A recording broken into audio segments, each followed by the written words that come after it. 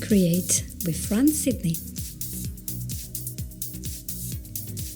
Hello everyone, welcome to the show. We are today on episode 109 and we want to talk about something very, very particular today, and I hope you will be just tuning in for a little while to see what the topic is. Yes, what is the topic? Just tell us, friends. We don't want to wait. Well, there we go. We're talking about healing and being successful. There you have it. Now, I have a lot of clients who come to me and keep saying that the reason why they act in such a defensive way, they cut down people, they have put boundaries around them and blah blah blah blah, they don't try new things, is because they have been hurt in the past. So they might have this idea that to be successful, a person has to be absolutely safe, has to be completely void of challenges and problems, and has to be completely, absolutely healed of everything, and basically had no challenges. Because a lot of people think that, oh wow, this, I don't know, very famous guru or coach or entrepreneur, he got a lot of success, but he had an easy life. But look at me, I had this problem, that problem, that problem. And on the other hand, I have interviewed people who were raised in foster care families after a disastrous childhood where they are emotionally and physically abused. I also interviewed people who, despite having a life sentence with MS, have been pretty much stuck in a wheelchair. They are throwing themselves out of an airplane. They became an instructor. And that is quite a thing, MS, you can't even move anymore, you're in pain. Your wife goes away and here you are and you throw yourself down from a plane and you risk to die. What is the difference? What is success for you? Is then a good life, a life where you have no pain, no challenges, no wounds? Is that what we call a good life? So should we all just close ourselves in a little shell and stay there protected in the warm and cozy little shell so that nobody can hurt us? And then thinking about in the future, when you will be 80 or 100, if you make it to the age, will you be happy and grateful that you spent all your life sheltered in your little shell, sitting on your own, just on your own? Because, if you surround yourself with people, they might hurt you. If you try that job you like, it might go wrong. If you go outside for a trip, it might go wrong. Everything's going to go wrong. So I'm always wondering, how do we get this mindset of not trying new things because we think that we are not going to be successful, because the world wants us to be successful? Where do we get it from? As I went through my notes from my cases I worked with, past clients, and also sometimes cases that we share in confidence, a few things here and there with our practitioners, I realized there is this common thread, and that when we are maybe youth or even children, we might have not one but several very painful experiences which, without going into description, might make us feel frustrated, not understood, not loved, rejected, hated, not wanted, not clever enough, not lovable, and even insulted and put down and belittled and lied to. And we might even think in our past there are people who have manipulated us, and to fill their needs, their self-centered needs, we had to give up everything we were and that we loved, because otherwise these people would be very, very angry at us and make us feel guilty. And do you know how many people have grown up or have had this experience as young people, 20 and 30? There seem to be millions of them, because emotionally speaking, a lot of adults aren't healed. They have not grasped what is the next step that they need to move out of this wounded victim state, and therefore they stay like a little puppy that has been hurt and is licking the wound, and when it's a big dog, it's really very, very weary and will not trust anyone. It takes a long while to gain that trust. And so many people today have been hurt really, really deeply. And they cannot envision success so much that they think success is not available to them. They cannot have a successful job that they really like and that follows their dreams. They cannot have a good relationship with their family members or create their own family. They can't see that, because every time they say the word family or marriage, they think about failure. And they associate that with pain. So of course you do not want anything that associates with pain, because you created an anchor when you were younger. And the same is for jobs. If you go through a job or another job, and through many aspects, you do not have success in the job because there are so many things that can go wrong, right? You might not be good enough of a job, but also you might have a boss that is very scattered and not able to give clear directions. And then you feel like you can't do anything right. So there are lots of things that can really wound us and make us really doubt of our capacities. And while it is true we all need to grow and to learn those capacities, so we're not perfect from the day we are born, we have a perfect potential, but we're not perfect in everything. Otherwise, what would be the point of living, right? If we're already perfect, we might already live in heaven with the angels and play the harps all day. So what is the point of all this pain? I always wondered, why me?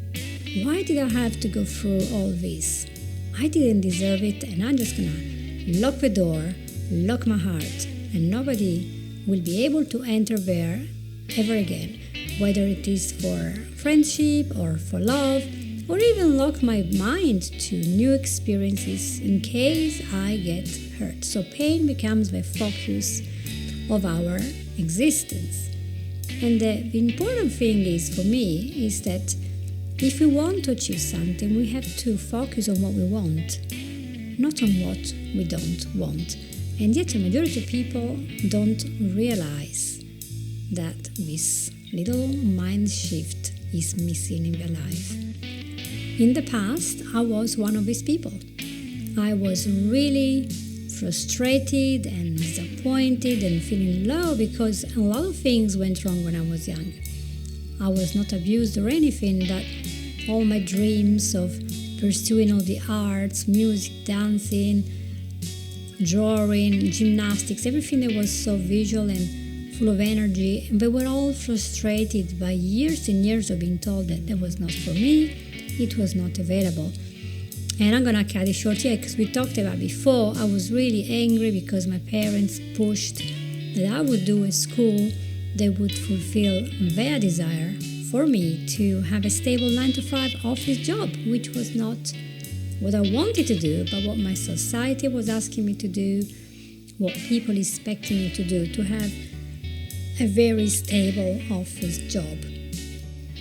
And day after day, as I went to the wrong school, got the wrong diploma, went to the wrong university, and I kept doing what the society told me it was safe to do, I felt I was going against what I wanted to do. And so later on, I felt like a victim, and I was angry, and I just went into a state of apathy. So I wouldn't try anything else. I was just sitting in my house, and I didn't have really much to do because, I was in my early 20s, and I decided, well, that's it. I'm going to be single. There is no guy around here. I'm not going to get a job. It's impossible because the jobs I can do, I don't want to do. And the job I want to do is not available for me because I don't have the qualifications now. So I was kind of stuck. But I was stuck more in my mind than I was really in the world. So the problem was more inside me than outside of me, in a way. In those times, it was really hard to get jobs as illustrators and designers. It was really tough. There was no such thing as internet, with a constant need of illustrations and web graphics and all sorts. So it was really difficult to find anything. And everyone says, oh, you're so good at drawing, but you need a proper job. You can just work as an accountant, and that's going to be it. And that made me even more angry because they were doubting my possibilities, my potential to become something good. And it really hurts because, since I was 4, when I was doing my piano lessons, the teacher, who was the mother also of a violin player who had worked for an orchestra, she always said, "You're going to be a concert pianist. You're so good at this." And I believed her. But the problem was that nothing around me gave me that power, that ability to grow that skill, to become really good. And eventually I had to drop piano playing because the tools were not there. I didn't even have a piano in my house. My parents said, "If you want a piano, we will buy it when you become good."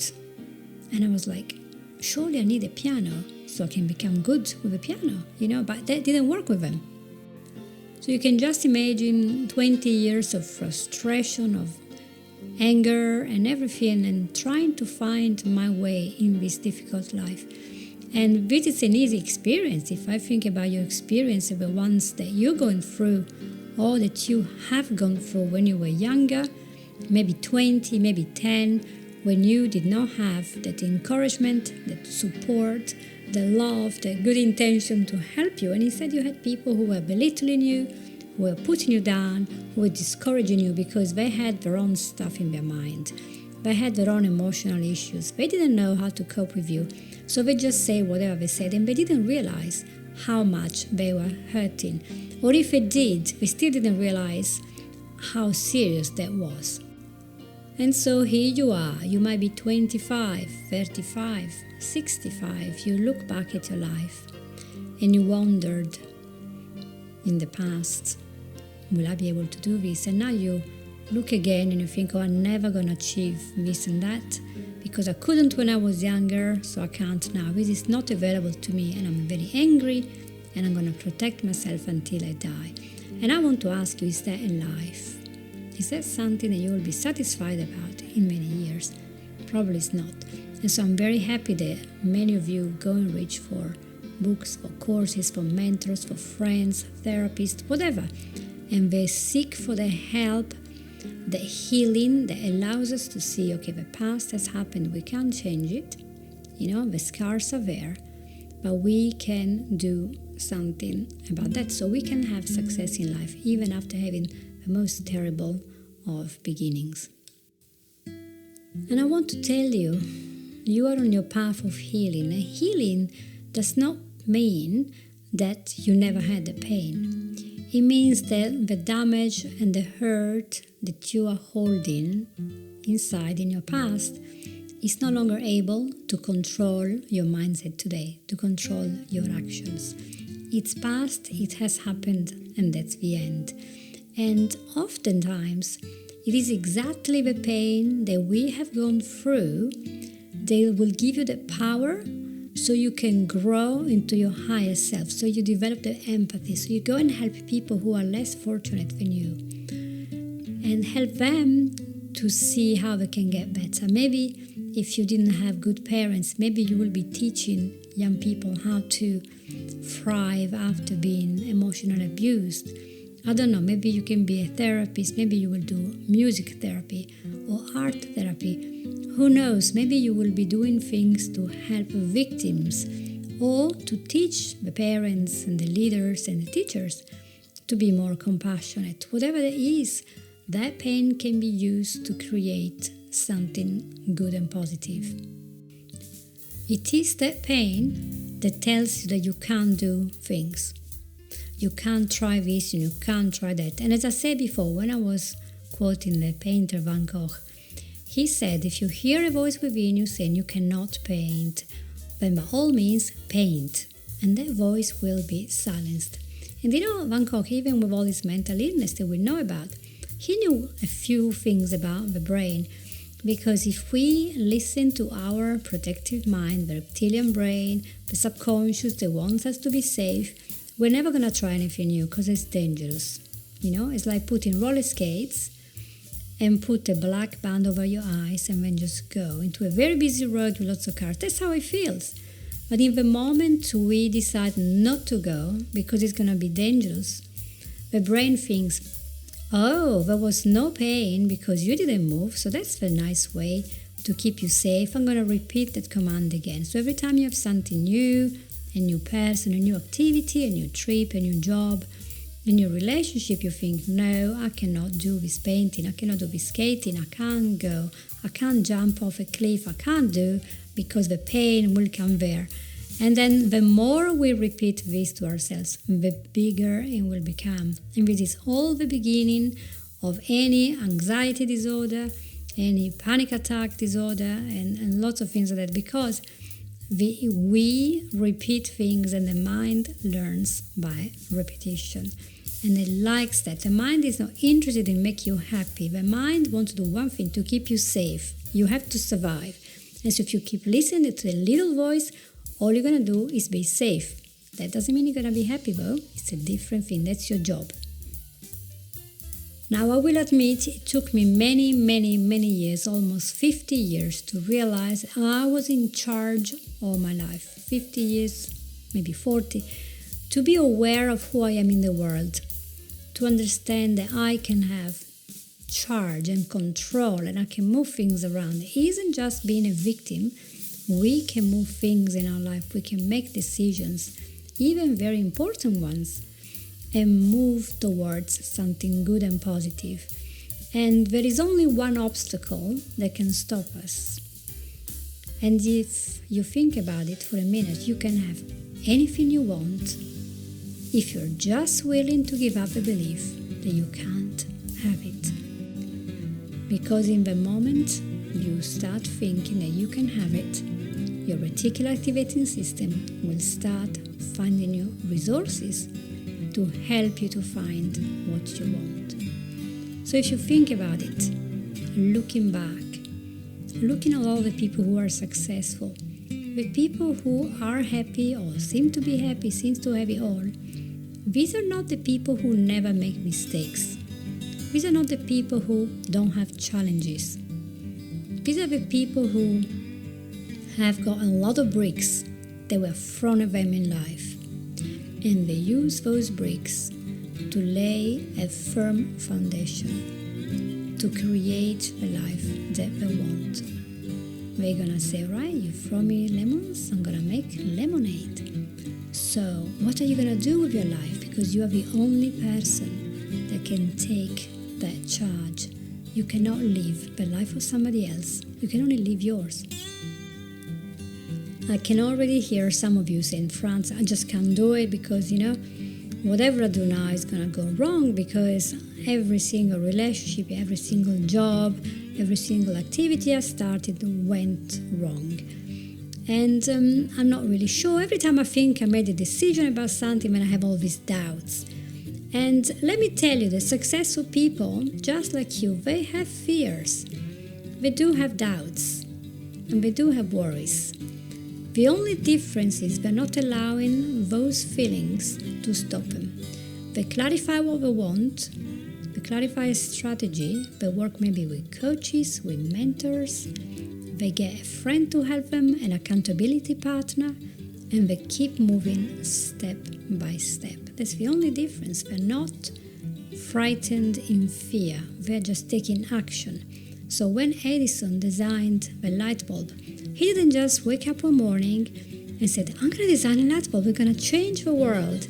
Ding, he created this thing that we call now the light bulb, and that was it. No, he created hundreds, and they were all wrong. None of them worked. And after creating hundreds and hundreds and hundreds, he finally worked out, that's how you make this filament work. So the electricity will go from A to B, and we're going to have light. And now we have a light bulb, and we think, what a clever guy. But I would say, yes, clever, but how persistent he was in working out what to do and in consistently taking action until he got it just right. And that's the attitude that we want to have in our life, to try our best, to do our best, to continue to take action in the right direction, and then things will happen. And one of the things that we need is to trust our own judgment that we can do it. And I think it was Goethe that said, as soon as you trust yourself, you will know how to live. That was quite deep for him to say that. So next time, when you are thinking of taking action and design your new retail store, design a new career, move somewhere in a different city, more in the north of your area or more of the south of the area, changing friends, creating a new hobby, changing something in your life, whatever it is that you are finding new, remember that inaction will allow the doubt and the fear to grow. It's only the action that you will take that will give you the confidence and it will give you the courage. Just like the first time you go on a motorbike or on roller skates or in a car, it's not easy. But if you never sit in that car, you're going to have a panic attacks event in the end, because you're going to think, oh my gosh, I'm not going to see people coming here and there from all the roundabouts, I'm going to have an accident. So you have to go and sit in that car, turn on the engine and go. And then you will have confidence and you will have courage. And just last week, I was talking to a young lady that is American and is in England. And she had moved from Birmingham to my area here in the east, in Norfolk. And I don't know, is it 4 hours drive? Can't remember. But yeah, maybe 3 hours something. And she was telling me that she drove all the way to my town, and that was the first time that she was ever driving in the UK. And I said, wow, did you know how to drive? And she said, no, I didn't. But by the time I arrived in your town, I knew how to drive. I knew how to drive a car that is not automatic, and I knew how to be on British road because I was there, I've done it. So if you want to conquer fear, don't sit home and think about it. Get out of the house, get busy, and then your brain will say, oh, he's doing it, or she's doing it, therefore this is possible. And maybe part of the reason why you're overthinking a decision is because you don't trust yourself to make the right choice, because you have failed in the past. So maybe what you need is a little bit healthier respect of your own opinion and think, well, actually, years ago I thought I was good at this. What happened that made me lose my faith? Could it be that I can still do it?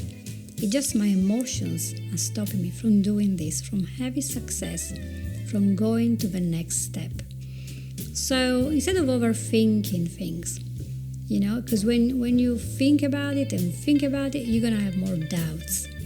And then your thoughts will look very, very weak. And then you will just give up. Just do it. Sometimes you're there sitting, should I go to the beach today? No, look at the weather, look at this, look at that, so you don't go. And then your friends come back in the evening and say, we had a wonderful day, it was such good weather, we had good fun, and we have a lovely walk on the beach. And you think, I wish I went, but I wasn't sure about this, about that. So we keep missing loads of things. And the walk on the beach is just an example. Just think of something in your life that, could be happening, and it could make your life happier. Or if you're already happy, it could make you happy in a different way. Because, you could be happy, but enrich and add to that thing by adding more layers to your happiness. What is there that you need to do? What is your next step? Is it a course that will allow you to get a better career? Is it going to school and finally get your qualifications so you can start, you're on the bottom of a ladder? Is it paying off your mortgage and you can't figure out how and you're stuck and so you can't think of anything? I don't know. What's the problem? I want you to sit down and think. Right, where's a piece of paper and a pen? Write down what is that you want to achieve. Write it down. You want to look at it. Look at the words. I want to achieve X. And then write down by when do you want to achieve this. And then, let's say that you give yourself a year. Future pace yourself to think, wow, how am I going to feel? I'm going to feel amazing when I do it. Is it possible? Yes. Tell yourself this is absolutely possible. And then write down, if by December I have achieved this, what has to have happened by October? Write it down. what must have happened by June? Write it down. And what is that must happen in May? If I want something to happen by December, write it down. So create all those steps that you need. You cannot have 1 million followers on Facebook by December. If you start working on the 1st of December, you have to start working on the 1st of January. So how are you going to do it? You might start with 1 follower. And then by taking consistent action, you build that up, you build your business, and you try new strategies, ask people suggestions, and you talk and say, well, I got this problem. What do you think? So you need to take the action. And once you have the action, you will have the energy to go there. People will know you have the energy and will step back and say, wow, he's really doing this. And so they will reflect the energy back and will support you, because people like to see when someone is decisive and is going for something. That is a charismatic person. That is a person that knows what he or she wants, is going to go and get it. And we like that. These are called the leaders. So are we leaders or are we followers? Are we victims or are we doers in our life? That is completely our choice. It has nothing to do with our past. It has to do with not the events, but how we perceive them. The label that we attach to the event and what we're going to do about it. If you are thinking, wow, this is what I want to do, but I feel like I'm self-sabotaging myself, I can't do this and I can't do that, I need help. Well, by any means, feel free to contact me. You can have a session, we can do RTT, or we can do Ericksonian hypnosis, or we can just do coaching, or just simple hypnosis. I have lots and lots of tools and techniques, and just a consultation will help you to see if we can work together. If I can help you to get rid of all this self-sabotage, procrastination, and doubts about yourself. And chances are that the majority of times, our doubts are only fed by continuous looping, thinking of, oh, I can't do this, and I can't do that, and I can't do this. And that's all you've been listening to for years and years and years. And the moment you change that music, your life will change. So take action today. Write down what you want. Get some help. Get out of the place where you've been sitting there crying about your wounds. You know what? Chances are you are not the only person. If you open your eyes, there are loads of people, millions of people who are wounded. They have been hurt. They got scars, but they're not just using that as a reason for not getting love, getting a job, getting action, and getting out and about to help, to serve, and to shine. And so find yourself those resources. If you can't find them, go have therapy, do a course, find a mentor, find somebody to help you. You will change your life. I promise. Next week, we are going to talk about a little bit more about this, because we are going to interview Dr. Kelly Cox, who is an ER doctor in the United States of America, and he grew very dissatisfied with the system that was not geared to prevent, but only to treat emergency cases, emergency and chronic disease. And he said, isn't there something else we can do with patients? Why is this all about giving you pills and surgery? Is there something else we can do? So he went to study lots of different things, and now he has created an organization to help people to be in charge and to take action. So they're not just directed by their physicians to take the action, to take the pill, but they're directed to look at how their mental state, their mindset, their emotional health, their diet, their lifestyle, and everything are working together to create their sleeping problem, their weight loss issue, or their chronic tiredness, or whatever. And a lot of disease that we have nowadays is caused by the fact that we don't know, we're not educated on how to prevent it. So I will be recording with him next Thursday. So they will be in 2 weeks. We're going to have this amazing, lovely event. So looking forward to that. And we're now to the end of this podcast. So thank you very much for being with me. And I hope that was useful for you. Please share it with a friend that might want to hear these words. And, click, write a review if you like. And I'll be back to you next week. Thank you very much. Take care. Bye. You have listened to Create with Fran Sidney.